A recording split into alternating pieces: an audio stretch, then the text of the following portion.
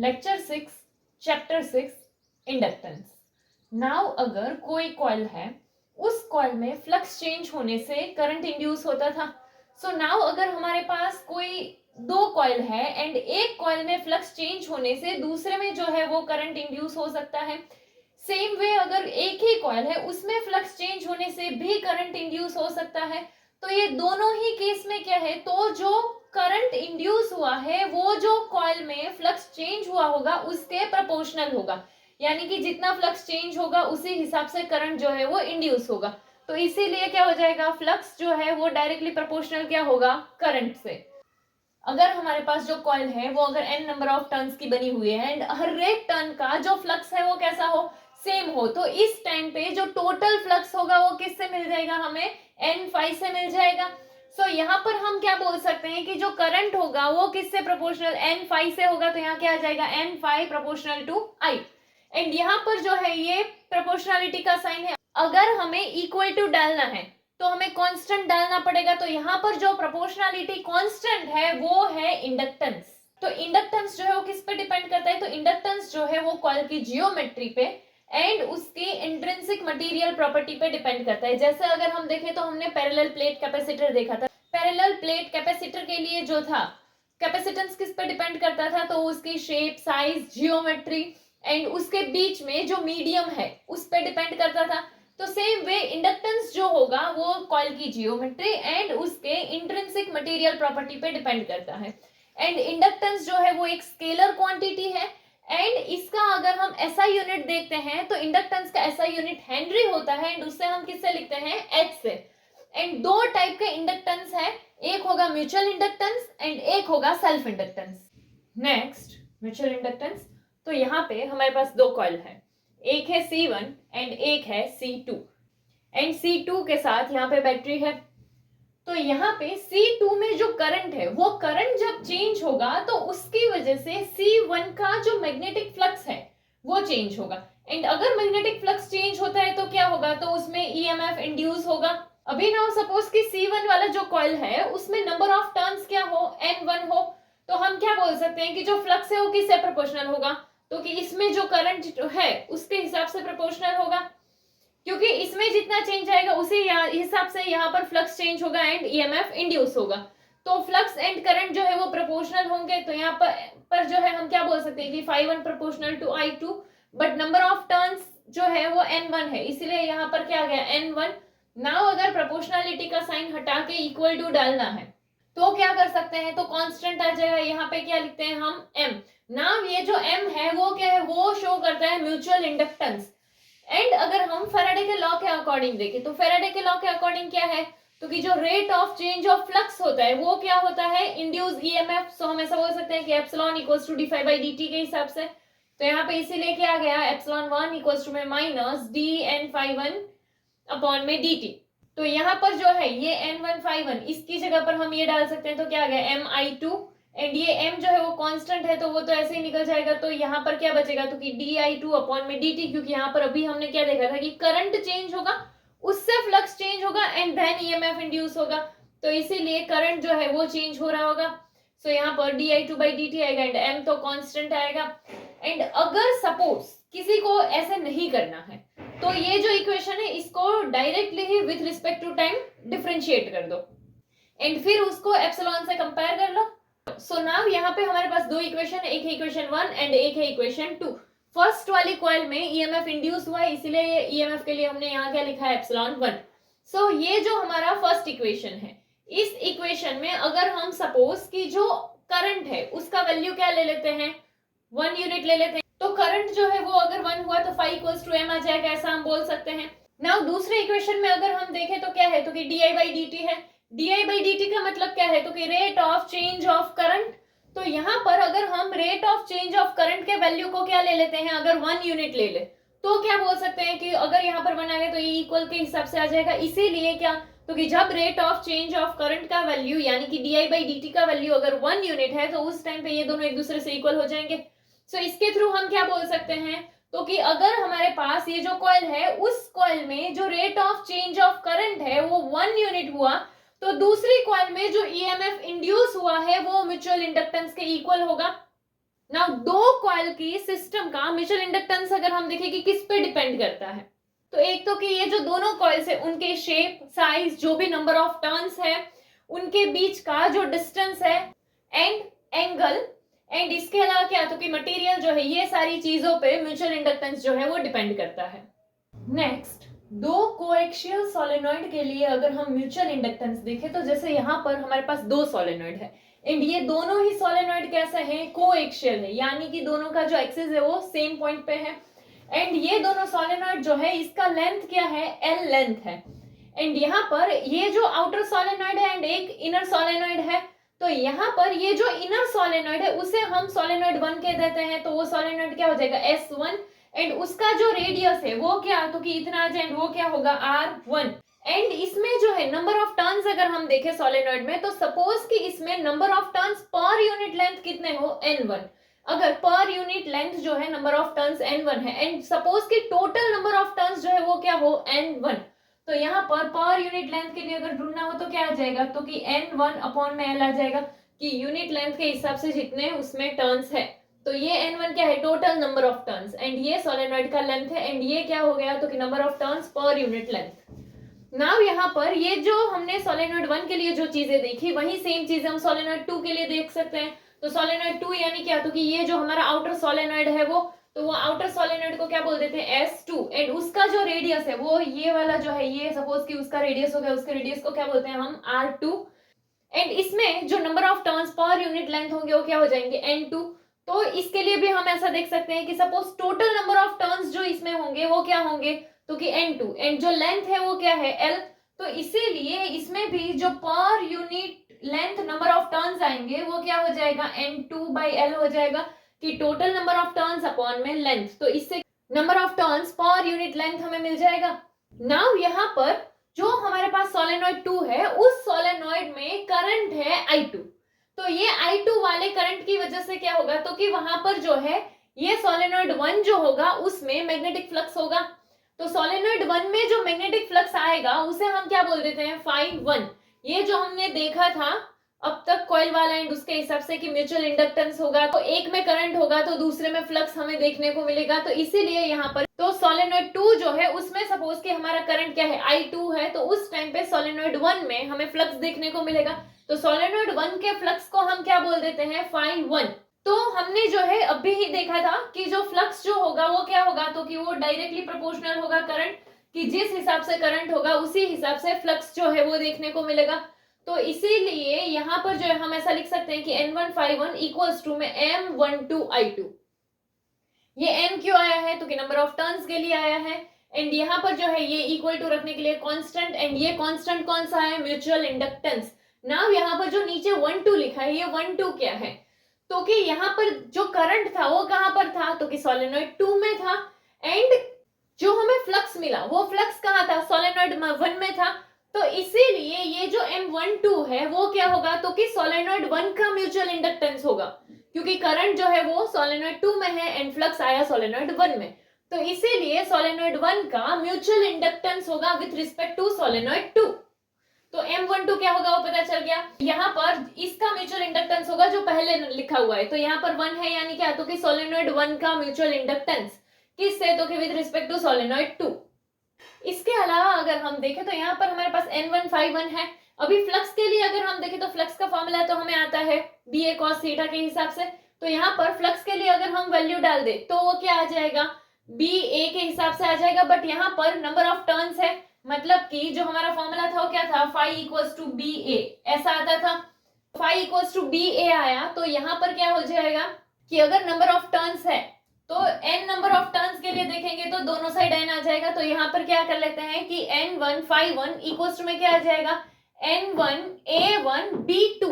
Now ये B2 कहां से आया, क्योंकि मैग्नेटिक फील्ड कहां होगा, सी करंट कहां था, सोलेनॉइड 2 में था, तो इसीलिए जो मैग्नेटिक फील्ड होगा वो भी कहां होगा, सोलेनॉइड 2 में होगा। हमने क्या देखा था कि जहां पर करंट होगा तो करंट के आसपास मैग्नेटिक फील्ड होता है, तो इसीलिए करंट जो है वो सोलेनॉइड 2 में है, तो मैग्नेटिक फील्ड जो है वो भी सोलेनॉइड 2 में होगा, बट एरिया जो है वो किसका आ रहा है, सोलेनॉइड 1 का। क्यों, क्योंकि जो फ्लक्स है वो कहां है, सोलेनॉइड 1 में है। तो यहाँ पे अगर हम देखें ये क्या है, N1 यानी क्या, तो कि टोटल नंबर ऑफ टर्न्स, तो यहाँ पर देखो ये हमने देखा था कि टोटल नंबर ऑफ टर्न्स अगर है तो क्या कर सकते हैं, इसको यहाँ से यहाँ भेज दे, तो इसीलिए क्या आ जाएगा, तो कि n1 इक्वल्स टू में आ जाएगा n1l, ऐसा हो जाएगा। तो इसीलिए यहाँ पर ये जो हमारे पास n1 है उसकी प्लेस पर हम क्या पुट कर सकते हैं, तो कि उसकी प्लेस पर हम पुट कर सकते हैं n1l। फिर क्या है एरिया, तो एरिया के लिए अगर हम देखें तो ये सोलेनॉइड है, उसका ये जो है वो क्या, तो कि सर्कल है, सर्कल का एरिया क्या होता है, पाई आर स्क्वायर होता है। तो इसीलिए यहाँ पर जो एरिया, बट फर्स्ट सोलेनॉइड का है तो रेडियस किसका आएगा, फर्स्ट सोलेनॉइड का आएगा, इसीलिए a1 की जगह पर हम क्या लिख सकते हैं, पाई आर वन स्क्वायर। एंड फिर क्या है b2, यानी कि सेकंड वाले में जो मैग्नेटिक फील्ड है, तो मैग्नेटिक फील्ड के लिए भी हमने फोर्थ चैप्टर में एक फॉर्मूला देखा था, वो क्या था, तो कि B इक्वल्स टू में म्यू नॉट एन आई, ऐसा फॉर्मूला था मैग्नेटिक फील्ड के लिए। चलो तो यहाँ पर B2 है तो क्या आ जाएगा, म्यू नॉट N2I2, क्योंकि सेकंड सोलेनॉइड के हिसाब से है। तो यहाँ पर ये हमें एक इक्वेशन मिल गया। अगर हमें म्यूचुअल इंडक्टेंस फाइंड करना है तो क्या कर सकते हैं, तो कि ये वाला जो करंट है I2, इसे हम यहाँ से यहाँ भेज सकते हैं, तो क्या हो जाएगा N1 phi1 अपॉन में I2, ऐसा आ जाएगा वो कि N1 phi1 अपॉन में I2। चलो तो यहाँ पर अगर हम देखें तो इस इक्वेशन में भी I2 है, इस I2 को अगर यहाँ से यहाँ भेजेंगे तो वो नीचे चला जाएगा, तो वो भी सेम चीज होगी कि N1 phi1 अपॉन में I2, यहाँ पर भी वही आया N1 phi1 अपॉन में I2। तो ये जो हमारा म्यूचुअल इंडक्टेंस है वो इससे इक्वल होगा ऐसा बोल सकते हैं। तो इसीलिए हमारा जो M12 इक्वल्स टू में क्या आ जाएगा, तो कि म्यू नॉट N1 N2 पाई R1 स्क्वायर L, कि यहाँ पर जो है ये पूरा जो मिला था उसे हमने लिखा, एंड ये जो I2 है उसे यहाँ से यहाँ भेज दिया, ताकि ये जो इक्वेशन 1 है उससे इक्वल हो जाए एंड हमें M12 मिल जाए। तो यहाँ पर जो है फिर बचेगा क्या, तो कि M12 इक्वल्स टू में क्या आ जाएगा, mu not N1 N2 pi R1 square L। ये आया कहां से वो पता चल गया, यहाँ पर ये I2 था उसे इस साइड भेज दिया, क्योंकि अगर हमें म्यूचुअल इंडक्टेंस चाहिए तो इसमें भी I2 है उसे नीचे भेजेंगे, तो ये होगा N1 phi1 by I2 and ये भी होगा N1 phi1 by I2, ये दोनों इक्वल है तो ये दोनों भी इक्वल होंगे एक दूसरे से, बस उसी से हमें जो है ये इक्वेशन मिला है। नाउ यहाँ पर पहले हमने क्या देखा था, तो कि सोलेनॉइड 2 जो था उसमें करंट था एंड सोलेनॉइड 1 जो है उसमें हमें फ्लक्स मिला था। अगर हम इसका अपोजिट केस देखते हैं, इसका अपोजिट केस का मतलब क्या है, तो कि अगर हमारा करंट जो है वो कहां पर हो जाए, सोलेनॉइड 1 में हो जाए, तो ऐसे टाइम पर क्या होगा, तो कि सपोज कि हमारे पास जो सोलेनॉइड 1 है उसमें से करंट जा रहा है एंड वो करंट क्या है I1, तो फ्लक्स जो है वो हमें कहां मिलेगा, तो कि सेकंड सोलेनॉइड में मिलेगा। तो इसीलिए ये क्या हो जाएगा, N2 phi2 इक्वल्स टू में M21 I1 हो जाएगा। सी यहाँ पर जो हमें इक्वेशन मिला था वो क्या था, N1 phi1, क्योंकि उस टाइम पे जो सोलेनॉइड 1 में फ्लक्स देखने को मिला था, यहाँ पर क्या हो जाएगा सोलेनॉइड 2 में, इसीलिए क्या आ गया N2 phi2। एंड यहाँ पर क्या था M12, अभी 1 क्यों, क्योंकि 1 में फ्लक्स मिला था एंड किससे, तो कि सोलेनॉइड 2 में करंट था। तो यहाँ पर भी ऐसा ही होगा कि देखो सेकंड में फ्लक्स मिला है किससे, तो कि सोलेनॉइड 1 में करंट है, तो ऐसा ही हो जाएगा ना कि M21, इसका मतलब क्या होगा, तो कि mutual inductance of solenoid 2 with respect to solenoid 1। And यहाँ पर ये क्या आ गया I1, क्योंकि जो करंट है वो कहां पर है, सोलेनॉइड 1 में। तो ये दोनों इक्वेशन जो है इसी हिसाब से बना है, ऐसा बोल सकते हैं कि करंट कहाँ है एंड फ्लक्स कहाँ पे आया। एंड यहाँ पे जो है हम एज इफेक्ट को इग्नोर कर रहे हैं, हम ऐसा मान रहे हैं कि ये जो है ना यूनिफॉर्म में ही मैग्नेटिक फील्ड होगा, ऐसा सोच के ही हम ये सारी कैलकुलेशन ला रहे हैं। नाउ यहाँ पर कि सोलेनॉइड 1 जो है उसमें जो करंट I1 था उसकी वजह से जो फ्लक्स होगा ना, वो फ्लक्स सिर्फ इतने वाले में ही होगा, मतलब कि वो सोलेनॉइड 1 वाला जो एरिया है उसी में रह जाएगा। तो इसीलिए जब हम यहाँ पर फ्लक्स का फॉर्मूला डालेंगे कि फ्लक्स इक्वल्स टू में जो हमारा BA था इसके हिसाब से जब वैल्यू डालेंगे एंड नंबर ऑफ टर्न्स जो है वो N है, तो यहाँ पर क्या आ गया N2 phi2 इक्वल्स टू में N2 A1 B1। नाउ यहाँ पर जो चीज है वो क्या, N2 क्या है, तो कि ये जो हमारा सेकंड सोलेनॉइड था उसी के नंबर ऑफ टर्न्स है, एंड ये जो है B1 ये क्या है, मैग्नेटिक फील्ड किसका, सोलेनॉइड 1 का। सोलेनॉइड 1 का क्यों है, क्योंकि यहाँ पर जो करंट था I1 उसका मैग्नेटिक फील्ड होगा एंड इसीलिए यहाँ पर B1 आ गया। बट यहाँ पर जो एरिया आया ना वो एरिया सेकंड सोलेनॉइड का नहीं आया बट फर्स्ट सोलेनॉइड का आ गया। इसमें जो फ्लक्स होगा वो फ्लक्स सिर्फ सोलेनॉइड 1 के एरिया तक ही लिमिटेड रह जाएगा एंड इसीलिए यहाँ पर जो है वो एरिया सिर्फ फर्स्ट सोलेनॉइड का ले रहे हैं। सी यहाँ पर हमने क्या किया था, तो कि फ्लक्स जो है वो सोलेनॉइड 1 में था तो हमने एरिया 1 लिया था, बट यहाँ पर सोलेनॉइड 2 में फ्लक्स है तो हम एरिया जो है वो सेकंड सोलेनॉइड का नहीं ले रहे हैं, हम एरिया फर्स्ट सोलेनॉइड का ले रहे हैं एंड इसका रीजन ये है कि जो फ्लक्स है वो सोलेनॉइड 1 तक ही रहेगा। तो ये चीज जो है वो ध्यान में रखनी है कि एरिया जो है वो इसमें भी फर्स्ट सोलेनॉइड का आ रहा है, इसमें भी फर्स्ट सोलेनॉइड का आ रहा है।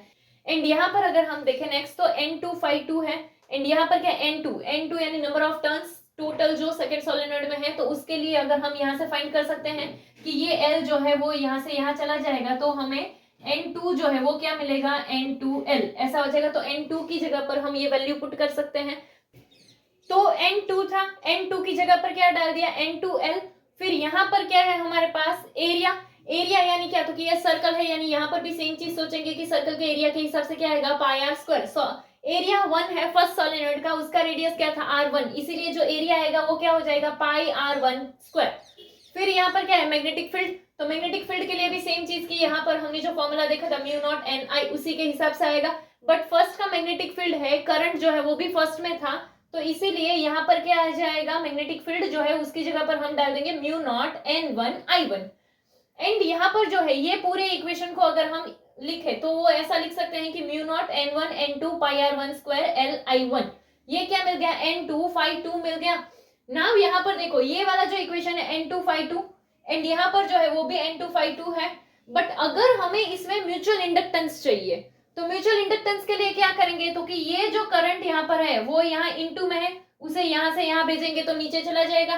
तो इसीलिए क्या आ जाएगा, N2 फाई 2 अपॉन में I1 इक्वल्स टू में क्या आ जाएगा, M21। तो ये जो है वो ऐसा बन जाएगा कि N2 फाई 2 अपॉन में I1 इक्वल्स टू में M21 ऐसा हो जाएगा। एंड यहाँ पर अगर हम देखें तो ये जो हमें इक्वेशन मिला इसमें भी I1 है, तो अगर इस I1 को यहाँ से यहाँ भेज दे तो वो ऐसा ही बन जाएगा। तो यहाँ से क्या करते हैं, ये I1 को यहाँ से इधर नीचे भेजेंगे तो ये भी बन जाएगा N2 फाई 2 अपॉन में I1। तो ये दोनों जो है वो इक्वल हो जाएंगे। अगर ये दोनों इक्वल हुए तो हम क्या बोल सकते हैं कि ये एंड ये जो है वो क्या हो जाएंगे, इक्वल हो जाएंगे। तो जो हमें म्यूचुअल इंडक्टेंस मिलेगा वो क्या हो जाएगा, तो कि M21 इक्वल्स टू में म्यू नॉट N1 N2 पाई R1 स्क्वायर L ऐसा लिख सकते हैं। नाउ अगर हम ध्यान से देखें तो यहाँ पर हमें जो म्यूचुअल इंडक्टेंस मिला है वो क्या है, M21 वाला है। एंड इससे पहले यहाँ पर हमने जो म्यूचुअल इंडक्टेंस देखा वो क्या था, तो कि M12 वाला था। एंड ये दोनों का ही वैल्यू अगर हम देखें तो इक्वल है, जैसे यहाँ पर म्यू नॉट N1 N2 यहाँ पर भी वही है mu not N1 N2। Then यहाँ पर क्या है पाई R1 स्क्वायर, यहाँ पर भी है पाई R1 square L and L, तो दोनों ही क्या है, तो कि एक दूसरे से इक्वल है। तो हम बोल क्या सकते हैं कि M12 इक्वल्स टू में M21 इक्वल्स टू में M, यानी कि ये दोनों के लिए जो म्यूचुअल इंडक्टेंस आ रहा है वो कैसा है, सेम है। तो इसे हम बोल सकते हैं रेसिप्रोसिटी थ्योरम। इसके अलावा अगर हम देखें तो सपोज कि हमारे पास एयर के अलावा कोई और मीडियम हो कि जिस मीडियम का रिलेटिव परमेबिलिटी जो है वो क्या हो, म्यू आर। एंड उसके लिए अगर हमें इंडक्टेंस फाइंड करना हो तो इंडक्टेंस के लिए क्या आ जाएगा, M इक्वल्स टू में यहाँ पर म्यू नॉट किसके लिए था, तो कि हमारे पास जो कोई भी एयर वाला मीडियम और यू कैन से वैक्यूम था उसके लिए म्यू नॉट रखा हुआ था। बट यहाँ पर अगर हम कोई मीडियम ले लेते हैं तो उस मीडियम के लिए परमेबिलिटी आ जाएगा, तो मीडियम के लिए परमेबिलिटी क्या, म्यू आ जाएगा। एंड बाकी N1 N2 पाई R1 स्क्वायर L यहाँ पर भी वैसे ही रहेगा कि N1 N2 पाई R स्क्वायर L। सो यहाँ पर ये जो है ये क्या है, तो कि ये मीडियम का परमेबिलिटी होगा, जो भी मीडियम हमने रखा हुआ हो। रिलेटिव परमेबिलिटी के लिए फॉर्मूला था वो क्या था, तो कि वो था म्यू आर इक्वल्स टू में म्यू अपॉन में म्यू नॉट की परमेबिलिटी ऑफ मीडियम अपॉन में परमेबिलिटी ऑफ वैक्यूम। तो अगर मीडियम का परमेबिलिटी फाइंड करना है तो हमें इसे यहाँ से यहाँ भेजना पड़ेगा, तो क्या मिलेगा, तो कि म्यू इक्वल्स टू में mu r and mu naught हो जाएगा। तो इसीलिए यहाँ जो म्यू था उसकी जगह हमने क्या लिख दिया, mu naught mu r. And यहाँ पर ये क्या N1 N2 तो वो सेम का same, and pi r square L वो भी सेम का सेम। तो हमें अगर कोई मीडियम के हिसाब से देखने की जिसका रिलेटिव परमेबिलिटी क्या है, म्यू आर, एंड उस मीडियम का परमेबिलिटी क्या होगा, म्यू, तो उसके लिए हमें इस तरह से जो है वो इंडक्टेंस मिल सकता है। नेक्स्ट सेल्फ इंडक्टेंस में अगर हम देखें तो सेल्फ इंडक्टेंस में क्या है, हमारे पास एक कॉइल है एंड उस कॉइल का करंट जो है वो अगर चेंज होगा तो उस कॉइल का जो फ्लक्स है वो भी चेंज होगा। एंड जैसे ही फ्लक्स चेंज होगा उसमें ईएमएफ इंड्यूस होगा। तो इस तरह से जो ईएमएफ इंड्यूस होता है उसे हम क्या बोलते हैं, सेल्फ इंड्यूस्ड ईएमएफ, क्योंकि वही कॉइल थी उसी का करंट चेंज हुआ एंड उसी की वजह से फ्लक्स जो है वो चेंज हुआ एंड कॉइल में ईएमएफ इंड्यूस हुआ।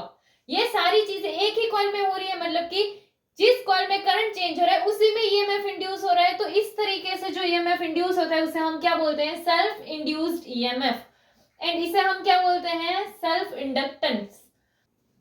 तो इसमें जो फ्लक्स होगा वो क्या होगा, तो कि फ्लक्स जो होगा वो करंट से प्रोपोर्शनल होगा। तो हम क्या बोल सकते हैं कि phi भी प्रोपोर्शनल टू I होगा, and n number of turns अगर हो तो यहाँ पर क्या n आ जाएगा। एंड यहाँ पर अगर प्रोपोर्शनलिटी का साइन हटाना है, इक्वल टू डालना है, तो कांस्टेंट डालना पड़ेगा। यहाँ पर वो कांस्टेंट जो आएगा वो क्या है, L। L जो है वो सेल्फ इंडक्टेंस का कांस्टेंट है। हमने इससे पहले जो देखा था उसमें M आता था, M जो है वो म्यूचुअल इंडक्टेंस का कांस्टेंट है, एंड L जो है वो सेल्फ इंडक्टेंस का कांस्टेंट है। एंड इसे हम जो है कोएफिशिएंट ऑफ सेल्फ इंडक्टेंस भी बोल सकते हैं। सो पॉइंट क्या था कि जब करंट चेंज होगा तो जो फ्लक्स है वो चेंज होगा एंड ईएमएफ इंड्यूस होगा कॉइल में। सो यहाँ पर हमें जो है ये एक इक्वेशन मिला है। इसके अलावा अगर हम फैराडे के लॉ के अकॉर्डिंग देखें तो उसमें क्या था, तो कि जो इंड्यूस्ड ईएमएफ है वो हमें अगर फाइंड करना हो तो क्या होता था, rate of change of flux होता था। तो यहाँ पर हम इसीलिए इस तरह से हमें एप्सिलॉन मिल सकता है। यहाँ पर ये जो है तो इक्वेशन 1 से वैल्यू लेकर पुट कर सकते हैं। तो इसीलिए क्या आ जाएगा यहाँ पर कि एप्सिलॉन इक्वल्स टू में minus D L I upon में डी टी आ जाएगा। एल कांस्टेंट है तो वो आगे आ जाएगा, तो एप्सिलॉन इक्वल्स टू में क्या मिलेगा, minus L D I by D T. तो ये जो है ये हमें किसके लिए मिला है, सेल्फ इंडक्टेंस के लिए। हमने ये देखा है कि जब ईएमएफ इंड्यूस्ड होता है तो सेल्फ इंडक्टेंस के लिए हमें कैसे मिलेगा, तो क्या होगा, एप्सिलॉन इक्वल्स टू में minus L D I by D T. L जो है वो क्या है, सेल्फ इंडक्टेंस, एंड एम जो है वो क्या है, म्यूचुअल इंडक्टेंस। नेक्स्ट, जो कॉइल है उसमें से पास होने वाला करंट अगर आई है एंड जो कॉइल है उसमें एन नंबर ऑफ टर्न्स आए हुए हैं, तो उसका जो टोटल फ्लक्स है वो हम किससे फाइंड करेंगे, तो N phi equals to L I से होगा। एंड ये जो एल है वो क्या है, सेल्फ इंडक्टेंस है। नाउ इसमें अगर आई को यहां से हम इक्वल टू के इस साइड भेजे तो नीचे चला जाएगा, तो एल इक्वल्स टू में क्या हो जाएगा, एन फाई अपॉन में आई हो जाएगा। नाउ सपोज कि आई का जो वैल्यू है वो क्या हो, 1 एम्पियर। तो आई का वैल्यू अगर 1 हुआ तो ये दोनों इक्वल हो जाएंगे, यानी कि एल इक्वल्स टू में एन फाई आ जाएगा। तो इसके लिए हम क्या बोल सकते हैं, तो कि जब भी कॉइल में से पास होने वाला करंट जो है वो अगर 1 एम्पियर है तो उसका जो टोटल फ्लक्स होगा वो क्या होगा, सेल्फ इंडक्टेंस के हिसाब से होगा। इसके अलावा हमने जो है एक और फॉर्मूला देखा था, वो क्या था, एप्सिलॉन इक्वल्स टू में minus L D I by D T. So now ये जो D I by D T यानी कि जो rate of change of current है वो अगर 1 यूनिट हुआ तो यहाँ पे 1 आएगा, तो ये दोनों इक्वल में आ जाएगा, यानी क्या, एप्सिलॉन इक्वल्स टू में माइनस एल आ जाएगा। तो जब हमारा जो कॉइल है उसमें rate of change of current जो है वो अगर 1 यूनिट के जितना हुआ तो उस टाइम पे सेल्फ इंड्यूस्ड ईएमएफ जो है वो सेल्फ इंडक्टेंस के जितना होगा। तो सेल्फ इंडक्टेंस जो है वो किस पर डिपेंड करता है, वो अगर हम देखें तो क्या, तो कि कॉइल जो है उसके shape, size, number of turns and medium, इन सब पे डिपेंड करता है। Next, self inductance for long solenoid. Now हमारे पास कोई एक लॉन्ग सोलेनॉइड है जिसका लेंथ जो है वो क्या, L है, एंड उसका जो एरिया है वो A है, एंड इसमें जो number of turns per unit length है वो क्या है, N। Now number of turns per unit length, जैसा हमने देखा था क्या, कि total number of turns upon में लेंथ, वो क्या होता है, number of turns per unit length. तो अगर इसके लिए total number of turns find करना है n, तो क्या हो जाएगा, ये L यहां से यहां आएगा, तो क्या आ जाएगा, NL। नाउ अगर इसमें से सपोज कि I जितना करंट जो है वो पास हो रहा है एंड इसका जो मैग्नेटिक फील्ड हो वो क्या हो, B हो, तो सोलेनॉइड का जो मैग्नेटिक फील्ड के लिए हम ये फॉर्मूला यूज कर सकते हैं कि B इक्वल्स टू में mu naught N I, and यहाँ पर फ्लक्स होगा। तो सोलेनॉइड का जो फ्लक्स है उसके लिए हम क्या बोल सकते हैं, N phi B equals to में एन बी ए। ये सेम चीज से आया है कि फ्लक्स का फॉर्मूला जो था वो, एंड यहाँ पर n नंबर ऑफ टर्न्स है इसीलिए n phi B equals to में n बी ए। नाउ यहाँ पर ये n total number of turns है, and total number of turns हमने देखा क्या मिलेगा हमें, NL, तो इसीलिए यहाँ पर NL पुट कर दिया। देन यहाँ पर है मैग्नेटिक फील्ड, तो मैग्नेटिक फील्ड की जगह पर यह आएगा mu naught N I, and area, area के लिए A। अगर तुम्हें एरिया पुट करना है तो यहाँ पे ये सोलेनॉइड है उसका रेडियस सपोज r हो, तो एरिया क्या आ जाएगा, पाई आर स्क्वायर। एंड यहाँ पर इन सबको अगर हम लिखे तो क्या आ जाएगा, mu naught N square A L I. ये n एंड n ये दोनों इनटू में है इसीलिए n स्क्वायर आया है। एंड यहाँ पे ये जो NL है वो क्या शो कर रहा है, तो वो टोटल नंबर ऑफ टर्न्स है। एंड हमने जो है इंडक्टेंस में एक फॉर्मूला देखा था, वो क्या था, तो कि n phi b equals to में Li, ऐसा फॉर्मूला था। नाउ अगर हमें इंडक्टेंस के लिए चाहिए तो ये i यहाँ इनटू में है, उसे यहाँ भेजेंगे तो नीचे चला जाएगा, तो इसीलिए क्या आ जाएगा, तो कि L इक्वल्स टू में n phi b अपॉन में i आ जाएगा। तो यहाँ पर भी जो है ये हमें क्या मिला है, तो कि n phi b equals to में क्या है, mu naught n square a l i है।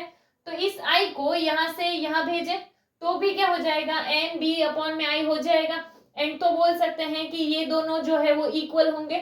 बट अगर ऐसा नहीं करना है तो सीधा क्या कर दो, तो कि एन फाइव बी है उसकी जगह पर ये वैल्यू डाल दो, नीचे आई आ जाएगा, तब भी आई आई कैंसिल हो जाएगा। तो क्या आ जाएगा, तो कि जो हमें इंडक्टेंस मिलेगा वो mu naught N square A L आ जाएगा। तो दोनों तरीके से ला सकते हो, कैसे, तो कि यहाँ पर जो N five B upon I है, तो इस इक्वेशन के लिए भी वैसा ही N five B upon I लेकर आओ, दोनों इक्वल होंगे, ऐसा करके ये फॉर्मूला ला सकते हो। या तो सीधा एन फाइव बी का वैल्यू इसमें पुट कर दो तो भी क्या हो जाएगा, तो आई आई कैंसिल हो जाएगा। तो यहाँ पर जो इंडक्टेंस मिला वो क्या है, mu naught N square A L. Now यहाँ पर सोलेनॉइड के अंदर सपोज कि हम कोई भी मटेरियल लेते हैं कि जिसका रिलेटिव परमिएबिलिटी जो है वो क्या हो, म्यू आर हो, तो ऐसे टाइम पर क्या हो जाएगा, तो यहाँ पर जो ये जो हमने इंडक्टेंस लिया ना, यहाँ पर क्या है, म्यू नॉट। ये म्यू नॉट क्या था, तो कि ये परमिएबिलिटी ऑफ एयर या फिर you can say permeability of vacuum था। बट अगर कोई मीडियम लोगे तो उस मीडियम का परमिएबिलिटी आएगा, तो मीडियम के परमिएबिलिटी के लिए क्या आ जाएगा, सपोज कि mu N square A L, कि ये जो म्यू है वो क्या होगा, तो कि जो कोई भी मीडियम है उस मीडियम का परमिएबिलिटी होगा। एंड अगर हमें रिलेटिव परमिएबिलिटी फाइंड करना है तो रिलेटिव परमिएबिलिटी क्या, म्यू आर होगा। तो म्यू आर इक्वल्स टू में क्या होता था, तो कि म्यू अपॉन में म्यू नॉट की परमिएबिलिटी ऑफ मीडियम अपॉन में परमिएबिलिटी ऑफ वैक्यूम। सो यहाँ पर अगर हमें मीडियम का परमिएबिलिटी फाइंड करना है तो ये यहाँ से यहाँ जाएगा तो इनटू में आ जाएगा, तो इसीलिए म्यू इक्वल्स टू में क्या आ जाएगा, mu naught and mu R आ जाएगा। तो इसीलिए यहाँ पर जो है हम ये जो म्यू है उसकी जगह पर क्या रख दिया, mu r and mu naught. बाकी की चीज वैसे के वैसे ही है कि N square A L. Now अगर यहाँ पर अगर हम देखें तो जो सेल्फ इंडक्टेंस होता है कॉइल का वो किस पे, तो कि उसकी ज्योमेट्री पे एंड जो कोई भी मीडियम है उसकी परमेबिलिटी पे डिपेंड करता है। इसके अलावा अगर हम इस फॉर्मूला से देखें तो हम बोल क्या सकते हैं, तो कि जो कोई भी हमारे इंडक्टेंस है वो लेंथ के इनवर्सली प्रोपोर्शनल होता है। नाउ लेंथ के इनवर्सली प्रोपोर्शनल यहाँ पे तो नहीं आ रहा है, हम लेकर आते हैं। यहाँ पे एन स्क्वायर है, अभी एन के लिए तो वैल्यू हमने देखा था क्या, तो कि एन बाई एल होता है, तो क्या जाएगा, तो कि म्यू एंड ये यहाँ पर जो है एन स्क्वायर है तो एन स्क्वायर अपॉन में एल स्क्वायर ऐसा लिख सकते हैं। फिर यहाँ पे आ गया ए एंड एल, तो ये एल से एल कैंसिल हो जाएगा तो नीचे एक एल बचेगा। एंड यहाँ पर क्या है, इंडक्टेंस, तो इसीलिए हम बोल सकते हैं कि वो क्या, तो कि इंडक्टेंस जो है वो लेंथ के इनवर्सली प्रोपोर्शनल होता है। इसके अलावा क्या, तो कि एरिया के डायरेक्टली प्रोपोर्शनल होगा, क्योंकि यहाँ पे एरिया है एंड यहाँ पे ये लेंथ है, तो ये दोनों किसमें, तो कि डायरेक्टली प्रोपोर्शनल है। उसके बाद क्या, तो कि square of number of turns से डायरेक्टली प्रोपोर्शनल होगा। तो देखो number of turns, total number of turns ये n है एंड उसका स्क्वायर, तो उससे क्या है, डायरेक्टली प्रोपोर्शनल है। एंड अगर कोई भी मैग्नेटिक मटेरियल हम सोलेनॉइड के कोर में रखते हैं तो उस टाइम पे जो उसमें इंडक्टेंस है वो इंक्रीज हो जाता है, क्योंकि यहाँ पर जैसे हमने देखा कि mu r and mu naught हो जाएगा जब हम कोई भी मैग्नेटिक मटेरियल रखते हैं। तो